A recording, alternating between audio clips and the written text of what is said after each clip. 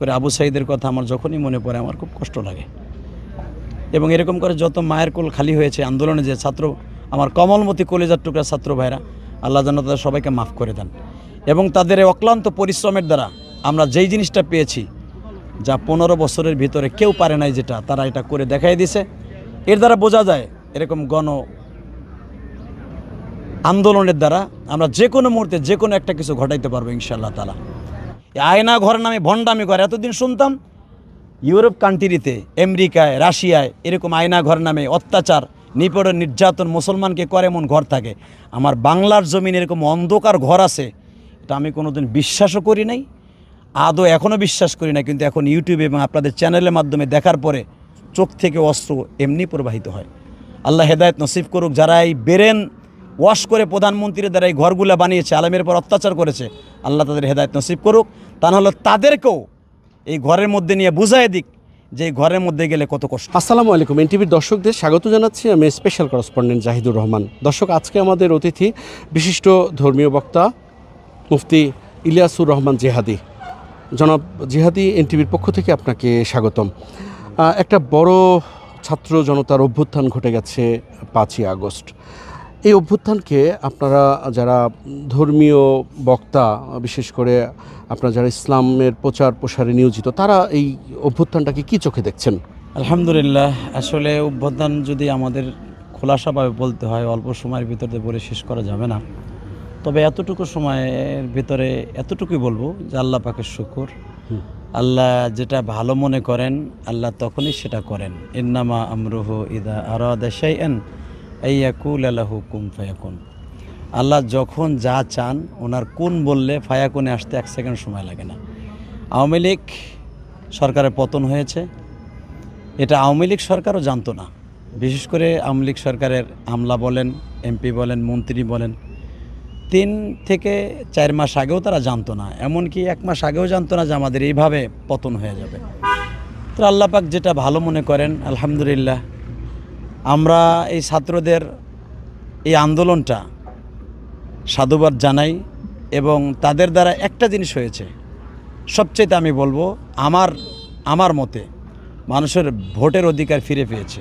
1 দ্বিতীয় নম্বরে মানুষ মনের কথাগুলি কখনো মুখ ফুটে বলতে পারতো না। বিশেষ করে আমি ওয়াজের মাঠে মুখ ফুটে কথা বলতে পারতাম না। এখন আলহামদুলিল্লাহ কেন যেন একটা সাহস ভিতরে, কেমন যেন একটা স্পিরিট আগের থেকে শতগুণ বেড়ে গেছে। আল্লাহ শুকুর, এটা থ্যাঙ্কস এবং ধন্যবাদ জানাই আমার যারা এই আন্দোলনে শরিক হয়েছে এবং যারা মারা গিয়েছে। বিশেষ করে আবু সাঈদের কথা আমার যখনই মনে পড়ে আমার খুব কষ্ট লাগে। এবং এরকম করে যত মায়ের কোল খালি হয়েছে আন্দোলনে যে ছাত্র, আমার কমলমতি কলেজার টুকরা ছাত্র ভাইরা, আল্লাহ যেন তাদের সবাইকে মাফ করে দেন। এবং তাদের এই অক্লান্ত পরিশ্রমের দ্বারা আমরা যেই জিনিসটা পেয়েছি, যা 15 বছরের ভিতরে কেউ পারে নাই, যেটা তারা এটা করে দেখাই দিছে। এর দ্বারা বোঝা যায় এরকম গণ আন্দোলনের দ্বারা আমরা যে কোনো মুহূর্তে যে কোনো একটা কিছু ঘটাইতে পারবো ইনশাআল্লাহ তাআলা। এখন একটা অন্তর্বর্তীকালীন সরকার দায়িত্ব নিয়েছে, এই সরকারের কাছে আপনাদের প্রত্যাশা কী? অন্তর্বর্তী সরকারের কাছে আমাদের একটাই আকুল আবেদন এবং দাবি, আমাদের মনের সবচাইতে দাবি আসলে যে যেটা নিয়ে চলে তার কাছে সেটাই বেশি প্রিয়, তার কাছে সেটাই লাইকপূর্ণ। 1 নম্বরে আমরা ইসলাম এবং আমল নিয়ে বাঁচতে চাই। এবং বিশেষ করে আমার কওমি মাদ্রাসাগুলি এবং যত মাদ্রাসা আছে সব মাদ্রাসাগুলোর ছাত্ররা যেন উন্মুক্তভাবে তাদের মনের কথাগুলো ব্যক্ত করতে পারে। এবং সমস্ত আলেমুলামা যেন বুক ফুলে দিনের হক কথাগুলি, কোরআন হাদিসের কথাগুলো বলতে পারে, যেটা এত বছর পারি নাই। এটার উপর যেন কখনই কোনো সময় এই সরকার আঘাত না আনে। এটাই আমি জাহিদ ভাইয়ের দ্বারা, এনটিভির সাংবাদিক জাহিদ ভাইয়ের দ্বারা আমার এই সংবাদটা পৌঁছে দিবেন সরকারের কাছে। জানি না আমার এই সংবাদটা পৌঁছবে কিনা, তবে এনটিভি বাংলাদেশের একটা প্রিয় টিভি। আমার ব্যক্তিগত হিসাবে এনটিভি আমার কাছে খুব প্রিয়। এনটিভির প্রোগ্রামগুলি ইসলাম ভিত্তিক হয় এবং এনটিভির প্রোগ্রামগুলো বেশিরভাগ আলেমুলামাকে নিয়ে এরা করার চেষ্টা করে।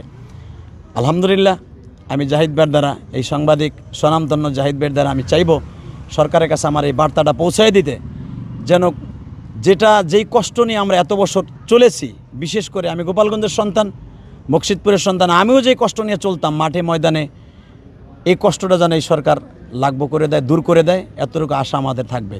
আমরা তেমন কিছু সরকারের কাছে চাই না। কি চাইবো? যা চাওয়ার মালিকের কাছে, আল্লাহর কাছেই চাই।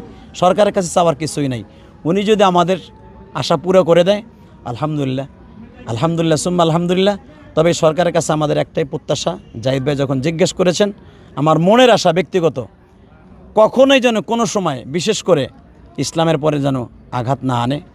আলেম যে কোনো কাজ যেন আলেমুল আমাকে ডেকে সরকার পরামর্শ করে যেন কাজ সামনের দিকে অগ্রসর হয়। দোয়া করি সরকারের জন্য, দোয়া করি বাংলা মায়ের জন্য, বাংলাদেশের মানুষের জন্য, এবং যারা এই আন্দোলনে শরিক হয়েছে তাদের জন্য। আপনি বলছিলেন আপনার বাড়ি গোপালগঞ্জ, তো অনেকেই তো মনে করে যে গোপালগঞ্জ মানেই একটা রয়্যাল ডিস্ট্রিক্টের মানুষ, তা আপনার কষ্ট আবার কেন? আসলে গোপালগঞ্জ হইলেই যে কষ্ট থাকবে না তা নয়। আমি তো শুরুতেই বলেছি, জাহিদ ভাই খেয়াল করছেন কি না, যে যেটা নিয়ে চলে ওইটার প্রতি তার প্রেমটা সেরকম থাকে। আপনি যেরকম এই জগতে আসেন, এটার প্রতি আপনার ভালোবাসা থাকবে। আমি যেরকম আলেম, আমি তো আমার আলেম ভাইদের সাথেই থাকবো। আমি যেরকম কওমি সন্তান, আমি কওমিতেও পড়েছি, আলিয়াও পড়েছি, সেই হিসাবে আমার সমস্ত আলেম ভাইয়ের আমার কলিজার ভাই, সবাই আমার কলিজার ভাই। যখন দেখি আমার এক ভাই সে কষ্টে আছে, আমি তো গোপালগঞ্জ হয়েছি বিদায় আমি সুখে আছি, বিদায় যে আমি সুখে আছি তা না। ইনিস্তাক্কা কুল্লুহুম ইনিস্তাক্কা আইনুহুম। আমার এক আলেম ভাই কষ্ট থাকলে, রসুল বলেছেন এক মুসলমান কষ্ট থাকলে সারা দুনিয়ার মুসলমানের কষ্ট থাকতে হবে। আমি যখন দেখছি বিগত সরকারের আমলে, যেটা চলে গেলেন যিনি, যে সরকার আওয়ামী লীগ সরকার, আমার আলেমুল আমা ভাইদের কষ্ট দেখে আমি সহ্য করতে পারি নাই। যেরকমভাবে বাংলাদেশের তাফসিরের জগতের নক্ষত্র ছিলেন আল্লামা দিল হোসেন সাইদি, ওনাকে আমি অনেক ভালোবাসতাম এবং আমার প্রত্যেকটা ওয়াজে বলতাম। ওনার কষ্টগুলো যখন দেখতাম ইউটিউবে, আপনাদের চ্যানেলের মাধ্যমে, আপনাদের চ্যানেলও তো সে অনেক প্রোগ্রাম করেছেন, আমি দেখেছি। তো আলহামদুলিল্লাহ, যখন এই কষ্টগুলো দেখতাম তখন গোপালগঞ্জের হই, আর মানিকগঞ্জের হই, আর কিশোরগঞ্জের হই, তখন অবশ্যই কষ্ট লাগার কথা। সেই দৃষ্টিকোণ থেকে আমি ব্যথায় ব্যতীত হয়ে কথাগুলো বলছি। আল্লাহ পাক সবাইকে হেদায়েত নসিব করুক। আপনি বলছিলেন যে 4 মাস আগেও সরকারের ধারণাই ছিল না যে এই সরকার টিকছে না। আপনার কি মনে হয় এই পতনের মানে মূল কারণগুলো কি কি? মানুষের প্রতি, জনগণের প্রতি যখন কোনো সরকারের প্রতি আস্থা নষ্ট হয়ে যায়, তখন আল্লাহর রহমত থাকে না, তখন আল্লাহ তারপর নারাজ হয়ে যায়। ওই যে হাদিসে আছে, 10 জন লোক যদি একটা লোককে ভালো বলে, আল্লাহ তারপর রহমত করে, যদিও সে খারাপ। তো ঠিক হয়তো আল্লাহ পাক অসন্তুষ্ট হয়ে গিয়েছিলেন বিদায় আজকে, তা না হলে এইভাবে একটা সফল প্রধানমন্ত্রী, এটাকে তো বলতে হবে। আমি গোপালগঞ্জের হই আর মানিকগঞ্জের, আপনি কিশোরগঞ্জের হন, জাহিদ ভাই একটা খেয়াল করেন, সরকার কিন্তু সফল কাজের দিক দিয়া, রাস্তাঘাট, কালভার্ট, যা কিছু বলেন, যে আমাদের পদ্মা সেতু অনেক সফল সর্বগুণে, কিন্তু উনি একদিক দিয়ে ব্যর্থ। সেটা হলো, 1 নম্বরে হলো আলেমুল আমার সাথে উনি পরামর্শ করতেন না, এবং উনি যাদের পরামর্শ চলতেন একটাও মুসলমান মস্তিষ্ক নিয়ে চলে কিনা তাও আমি জানি না। উনি একটাও ইসলামী মেন্টালিটি আছে কিনা, ওনার ডাইনে বামে যারা চলতেন রামপন্থী আর বামপন্থী, একটাও ইসলামের মোহাব্বত ছিল কিনা, আলেমুল আমার প্রেম ছিল কিনা আমি জানি না। জানা থাকলে এইভাবে আলেমুল আমা একটা সরকারের বিরুদ্ধে, সে তো কোনো খারাপ কাজ আমি দেখি না। যে দেশের উন্নতর জন্য যা কিছু দরকার মরণ প্রাণ দিয়ে চেষ্টা করেছে, আমি বলবো না চেষ্টা করে নাই, কিন্তু উনি একদিক দিয়ে ব্যর্থ। যেটা মূল একটা জিনিসের মূল স্তম্ভ হলো আমি মুসলমান, উনি প্রধানমন্ত্রী মুসলমান, আমার দেশের পার্লামেন্টের 85% মুসলমান। সেই 85% দেশের পার্লামেন্টের মেম্বারের মুসলমান হয়েও সেখানে যদি ইসলাম বিরোধী কথা হয়, মমতাজের মতো একটা নটটুকিরে সে সংসদের বানাইছে, মানে পার্লামেন্টের মেম্বার বানাইছে। তারেনা হালিম, এরকম কয়জনের নাম বলবো, তার বোঝা উচিত ছিল যেটা মুসলমান কান্ট্রি, অন্তত 2-4টা আলেমকে তার পার্লামেন্টে নিলে হয়তো আজকে এরকম হতো না। আল্লাহর রহমত আছে বিদায় হয়তো সে যেতে পেরেছে, তা না হলে আল্লাহই জানে। আল্লাহ তার হায়াতে বাঁচায় রাখুক, দোয়া করি যে যেখানে থাকে বিপদমুক্ত থাকুক। কিন্তু সে যা করেছে, সে বালিশে মাথায় দিয়ে যদি একবার চিন্তা করে, তার 1 নাম্বার পতনের পেছনে আলেমুল আমার চোখের পানি এবং বরদোয়া, এটার ভিতর কোনো সন্দেহ নেই। আমি আলেম হয়েছি এই জন্য না, আপনি একটা রিক্সা চালককে জিজ্ঞেস করেন, সেও বলবে যে একমাত্র আলেমুল আমার পর অত্যাচার, নিপীড়ন, নির্যাতন এবং ওই আয়নাঘর নামে ভণ্ডামি ঘর, এই আয়নাঘর নামে ভণ্ডামি ঘর। এতদিন শুনতাম ইউরোপ কান্ট্রিতে, আমেরিকায়, রাশিয়ায় এরকম আয়নাঘর নামে অত্যাচার, নিপীড়ন, নির্যাতন মুসলমানকে করে এমন ঘর থাকে। আমার বাংলার জমিন এরকম অন্ধকার ঘর আছে, এটা আমি কোনোদিন বিশ্বাসও করি নাই, আদৌ এখনও বিশ্বাস করি না। কিন্তু এখন ইউটিউবে এবং আপনাদের চ্যানেলের মাধ্যমে দেখার পরে চোখ থেকে অস্ত্র এমনি প্রবাহিত হয়।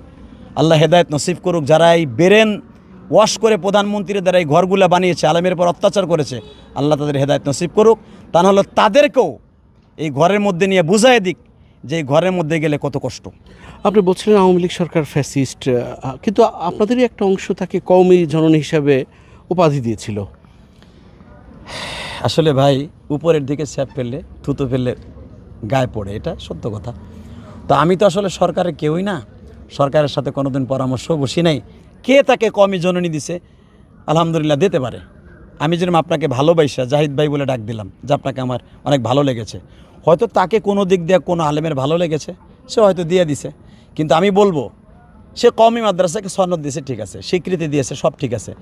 কিন্তু ভাই, উপর দিয়া পানি ঢেলে নিচ দিয়ে গাছের গোড়া কেটে, এটার নাম ভালোবাসা না, এটার নাম ভালোবাসা না।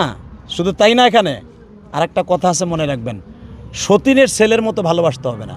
একটা উপমা আপনাকে দেই জাহিদ ভাই, আপনি খুব ভালো মানুষ।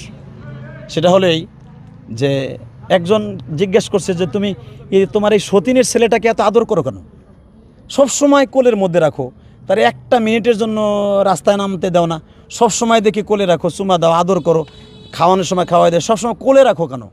সতীনের পোলাকে তো মানুষ এত ভালোবাসে না। তোমার ছেলের রাস্তায় নামাই দাও, সে খেলাধুলা করে, মাঠে ময়দানে ধুলাবালু লাগায়, সতীনের পোলাটা কোলে রাখো, একটু ধুলাবালু রাখতে দাও না।